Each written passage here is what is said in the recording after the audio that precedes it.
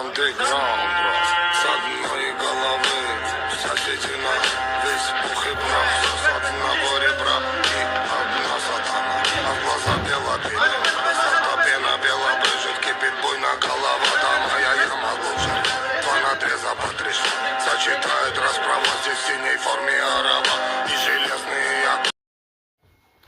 እንግዲህ እንዳያችሁት ነውና ይሄ ቦክስ አሁን ላይ ከድሮም ጀምሮ እንትን አለ። አሁን በፊት ናይሌ ምናምን ሲሮጡ ስናይ ጠዋት ወተን እኛም ሩጫ የምንሞክረው ነገር ነበርና አሁን ቦክስ ስፖርት እንደዚህ ማርሻል አርት ምናምን ስፖርት የተስፋፋ ሲመጣ ሁሉም ሰው እሱን የሚችል መስሎት እየሞከረ ነው።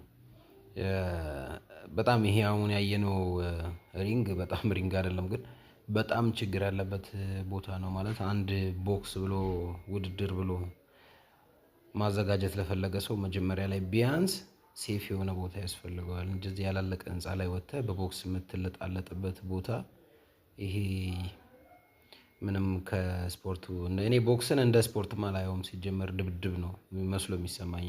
ሌላውን ሰው ሀሳብ መቃወም አይደለም።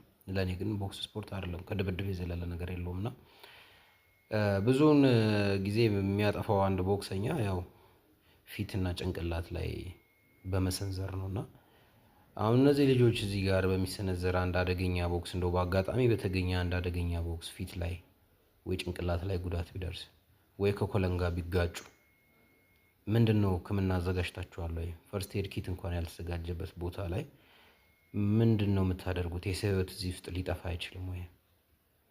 ይሄን አስባችሁታል? ምክንያቱም ይሄ ዝም ብሎ ቦክስ ፍላጎት ስላለ ብቻ የሚደረግ ውድድር አይደለም። አሰናዘራችሁም ፓንቻችሁ ራሱ የቦክሰኛ አይደለም።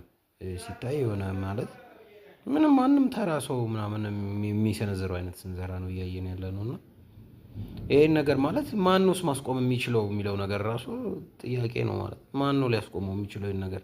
በዚህ አይነት ሁኔታ ውስጥ የሰው ህይወት ሊጠፋ፣ አካል ሊጎድል ይችላል። ነገ ላይ